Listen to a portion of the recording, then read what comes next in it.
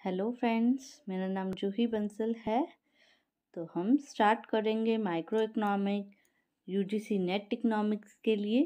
तो आज हम करेंगे टॉपिक नंबर 3 जो कि है हमारा exceptionals to law of demand.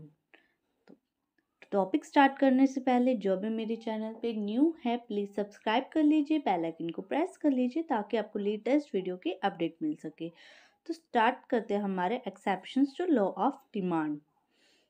तो अगर आपको लॉ ऑफ डिमांड देखना है and why demand curve is downward sloping, तो वो आप मेरी प्रीवियस वीडियो में देख सकते हैं। तो ये हम आज करेंगे थर्ड टॉपिक। तो स्टार्ट करते हैं। तो ये आ जाता है हमारा exceptions to law of demand. तो एक्सेप्शन का मतलब क्या है वो हम पहले देख लेते हैं। तो हम पहले बात कर लेते हैं लॉ ऑफ डिमांड की। तो लॉ ऑफ डिमांड हमें क्या कहता है, जो कि हमारा लॉ ऑफ डिमांड है, ये क्या प्राइस और डिमांड में क्या बताता है, हमारा रिलेशन किसमें, प्राइस एंड डिमांड में हमारा रिलेशन बताता है। ये क्या कौन सा रिलेशन बताता है लॉ ऑफ डिमांड, ये हमारा इन्वर्स रिलेशन बताता है। मतलब कि अगर हमारा प्राइस अप होगा तो हमारी जो डिमांड है वो डाउन होगी, अगर हमारा प्राइस लो होगा तो हमारी डिमांड क्या होगी, अप होगी। तो ये हमारा लॉ ऑफ डिमांड कहता है। पर जो एक्सेप्शंस का मतलब है इसके अलावा क्या हो सकता है, ठीक है। अगर ये ना हुआ तो, अगर ये ना हुआ तो क्या होगा। तो एक्सेप्शंस में क्या हो जाता है, जो डिमांड और प्राइस है वो दोनों ही सेम डायरेक्शन में जाते हैं, डायरेक्ट डायरेक्शन होती है, ठीक है। डायरेक्ट रिलेशन होता है इसके अंदर, मतलब कि जहाँ पे हमारा प्राइस बढ़ रहा है तो वो डिमांड भी हमारी बढ़ रही होती है, ठीक है। तो ये कुछ इफेक्ट्स है जो हमारे एक्सेप्शंस आ जाती है, ठीक है। तो हम देख लेते हैं। फर्स्ट आ जाता है हमारा वेबलन इफेक्ट। वेबलन इफेक्ट हम बात कर लेते हैं। वेबलन इफेक्ट में क्या होता है, ये एक प्रेस्टीज वैल्यू पे डिपेंड करता है। किसी गुड्स की क्या है, प्रेस्टीज वैल्यू है, जिस वजह से उसकी प्राइस के बढ़ने से हमारी उसकी डिमांड बढ़ जाती है। जैसे कि हमारा डायमंड, तो ये जो डायमंड है, जैसे जैसे डायमंड के प्राइस भी बढ़ेंगे तो इसकी डिमांड भी बढ़ेगी। या फिर कोई सोसाइटी में हाई सोसाइटी का है, तो वो क्या सोचता है कि मेरे पास ऐसा गुड होना चाहिए, ऐसी मटेरियल होना चाहिए कि वो हमारा हमारा दिखे, हम शो ऑफ कर सके। तो अगर उसकी प्राइस ज़्यादा है तो ही हम ज़्यादा डिमांड करेंगे उसकी। तो ये हमारे प्रेस्टिज गुड्स के लिए होती है। तो वो ही इसके अंदर लिखा हुआ है, according to Veblen some consumer measure. इसमें क्या लिखा हुआ, कुछ कंज्यूमर है जो मेजर करते हैं यूटिलिटी को बाय प्राइस से, ठीक है। जैसे जैसे प्राइस बढ़ेगा वैसे वैसे उसकी यूटिलिटी करेंगे। तो इसके मेन इसका फोकस है प्राइस को देखेंगे, प्राइस बढ़ रहा है तो हम डिमांड करेंगे। तो ये आ जाता है, जैसे कि डायमंड आ गया हमारा, प्रेस्टीज वैल्यू जैसे जैसे बढ़ेगी वैसे वैसे इसकी क्वांटिटी भी बढ़ती जाएगी, ठीक है। नेक्स्ट आ जाता है हमारा, ठीक है, नेक्स्ट हम देख लेते हैं।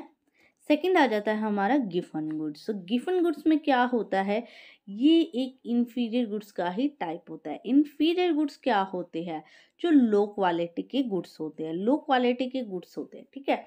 तो गिफन गुड्स भी क्या है, एक तरह की रेयर फॉर्म है इंफीरियर गुड्स की, ठीक है। इसको हम और नाम से बोल सकते हैं, जैसे कि हमारा नॉन इनकम, लो इनकम और नॉन लग्जरी प्रोडक्ट होते हैं। जैसे कि हमारा ब्रेड है, पोटैटो है, राइस है, ज्वार है, बाजरा है, ये सब है।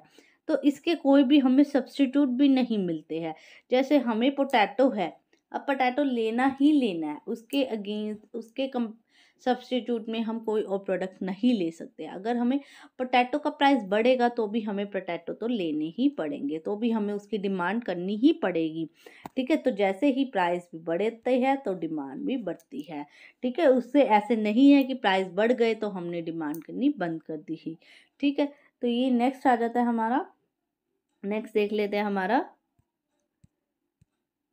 तो नेक्स्ट आता है band wagon effect. Band wagon effect क्या होता है, हमें क्या रहना होता है, स्टाइल में रहना होता है, ठीक है। हमें फैशन में रहना होता है कि आज हमारी जो करंट प्रेजेंट में क्या चल रहा है उसके अकॉर्डिंग। जैसे कि मोबाइल फ़ोन है, सबके पास मोबाइल फ़ोन है, तो आजकल के टीनेजर्स भी क्या कहेंगे, हमें भी फ़ोन चाहिए, हमें भी टच वाला फ़ोन चाहिए, तो वो फैशन में रह रहे हैं।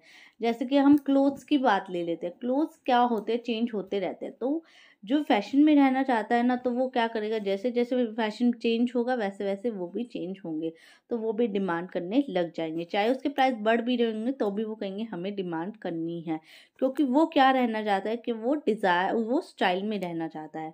वो अगर दूसरों के पास है तो हमारे पास भी होना चाहिए, मतलब कि दूसरों के अकॉर्डिंग हमें देखना है। अगर दूसरों के पास है तो हमारे पास भी होना चाहिए, तो उसे हम क्या कहते हैं, बैंडवैगन इफेक्ट कहते हैं। तो नेक्स्ट देख लेते हैं हम। तो एक होता है स्नोब इफेक्ट। तो स्नोब इफेक्ट क्या होता है, हमारा यूनिक कॉमोडिटी से रिलेटेड होता है। हम क्या है, इसकी भी प्रेस्टीज वैल्यू को ही देखते हैं। जैसे रेयर वर्क ऑफ आर्ट्स है, स्पोर्ट्स कार है, लग्जरी कार्स है, डिज़ाइनर क्लोथ्स है। तो ये भी एक तरह से हमारा स्नोब इफेक्ट किसके तरह से आ जाता है, वैबलिन गुड्स की तरह ही होता है थोड़ा सा। पर इसमें क्या है, हमारा ये रेयर वर्क्स है, जो कि रेयर लोग सीख, मतलब जो जिनको उनकी मतलब कि शौक होते हैं, कुछ शौक होते हैं ना लोगों के, तो वो सोचते हैं अगर ज़्यादा है, रेयर वर्क है, तो वो परचेज करते हैं। जैसे स्पोर्ट्स कार्स है, डिज़ाइन क्लोथ है, तो वो लेते ही लेते हैं। ठीक है, तो ये आ गया हमारा स्नोब इफेक्ट। तो कौन कौन से इफेक्ट कर लिए हमने, वो देख लेते हैं। तो हमने कर लिया वैबलिन इफेक्ट, ठीक है, तो हमने कर लिया Veblen effect, then Giffen good, then bandwagon effect and snob effect. तो इसी के साथ हमारी वीडियो खत्म होती है। वीडियो अच्छा लगे तो लाइक एंड सब्सक्राइब जरूर करें। Thank you.